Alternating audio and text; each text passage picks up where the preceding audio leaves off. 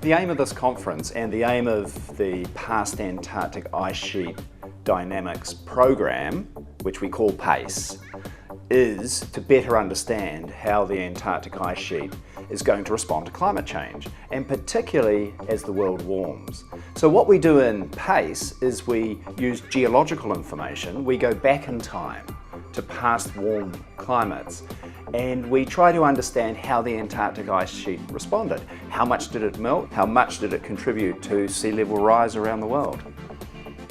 The people are coming from all over the world, from many, many countries. We have just over 200 scientists here. That's really great. It's a perfect number. We can all be in the one room together. We don't have to be in different rooms. And it's really great to be hearing the latest science and also thinking about the big questions we still need to answer. We basically are discussing recent results and how to develop new program to create some sort of cooperation, to work together, to share efforts, results, data, and of course the cost for the logistics, because going to Antarctica, which is a very remote place, is very expensive, it's very demanding. So we want to, but it's also good to have a sort of cooperation. Collaboration to me is one of the most important aspects of science. In my experience, it has created what you might say as trust amongst investigators. And this is critical if you want to have a good science program. Not only do you collect the data, but you have to trust one another to share it and work with it together. The future seems to be one where we're going to see sea level rise, but we're uncertain about how much, and the past can help us to understand that uncertainty and perhaps constrain it. SCAR is the Scientific Committee on Antarctic Research. It's an international, interdisciplinary body of the International Council for Science, and it simply coordinates and facilitates science in, about and from the Antarctic region.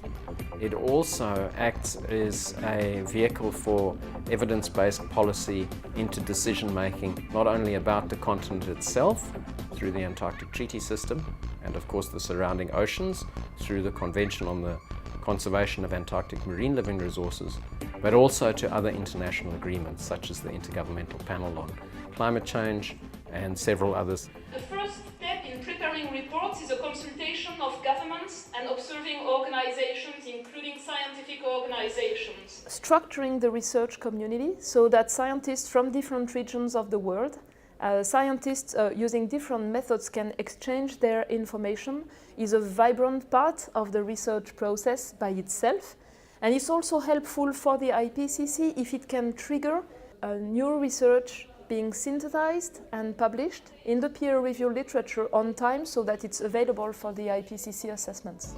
With respect to the IPCC, we really need the involvement of high-level scientists from all around the world, and especially the young generation. We can only select a few number of authors to write the chapters of the reports, but I would like to invite all of the young scientists and to contribute, and especially through the review process, which is critical for the quality and the rigor of the assessment. PhD students and young early career scientists, it's critical that they're exposed to these events, and I have seen many young faces, and I think that is completely necessary. Otherwise, where is the next generation of scientists to follow in our footsteps, just like we followed in others' footsteps that are also in the room. So far the conference has been really interesting for me. I've learnt a lot that I didn't already know and seen some really relevant and helpful presentations. I met a lot of people that you usually only see in the articles, say like, hey, that name I know, but yeah, and it's good to meet them in person, and it's also nice to catch up with friends from previous conferences. One of the biggest challenges that we've been talking about is trying to understand what happened to the Antarctic ice sheet during the last interglacial. This is the last time in Earth's history that the Earth was perhaps a little bit warmer than today. And we have some evidence that suggests that the Antarctic ice sheet became smaller and that sea level rose by maybe between 6 and 9 meters relative to today, so much higher than today. We're talking about the importance of understanding that change in Antarctica, because if Antarctica really did become that much smaller just 125,000 years ago, that means that it could change very much in the future, because the future has the potential to be a lot warmer than that past interglacial period. It's very important to bring together areas of research that tend to operate with their own data sets and get a more integrated view. It's a complex Earth system. My goal in coming to this workshop was to convince people that just work on ice sheet or just work on sea level to consider solid Earth processes when they consider interpretation of their own data. Earth maintains a record of the past, so integrate the different disciplines that involve ocean, atmosphere and geology is important to understand the complexity of our world. This is a very interdisciplinary field of science, and we can't move ahead if we don't have these meetings where we exchange knowledge. I'm a bit of an interloper at this meeting because I have no glaciological background, but I work on all aspects of biodiversity, biogeography and adaptation in Antarctic terrestrial environments. And in many cases in science, some of the most exciting advances are made when you're right at the edge of your discipline, you're out of your comfort zone and you're talking to somebody else who is in the same position. So this is a very stimulating meeting for me. I think if you want to be an academic in this world, you need to work internationally, you need to work collaboratively, and the only way to do that is to talk to people. You know, we can email and we can Skype, but actually we need to sit down over a table and hash things out, preferably with some food, maybe a drink. That always helps lubricate the ideas, but we need to get together and we need to talk, and conferences like this offer that really important opportunity. I chose to come to Trieste because this meeting is a centerpiece for all of the best Antarctic research that's being done today and some of the most exciting new research from both senior level researchers and some of the young and upcoming students. Science isn't just a game or an esoteric pursuit that a small part of our population indulge in. It's actually fundamental to dealing with environmental issues, with climate issues. The big challenge is actually getting the message across. Involving children in this conference is kind of weird, perhaps, but children are our future.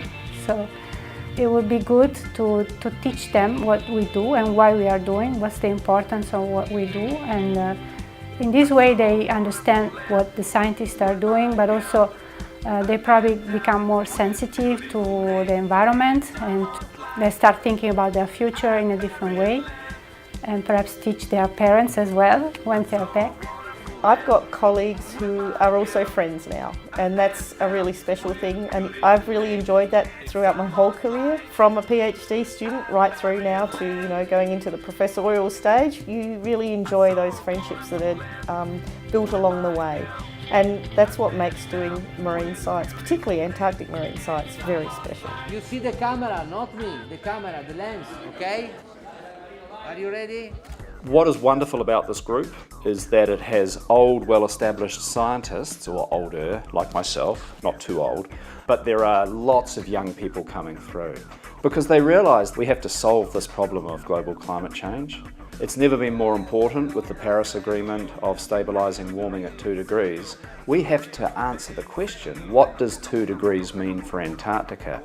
Do we prevent some bad things happening, like the Antarctic ice sheets melting and sea level rise? And I think young people are into it. They realise not only is the science cool and really exciting, but it's really important, and they want to be part of this effort to solve the global warming problem and understand how this amazing place works.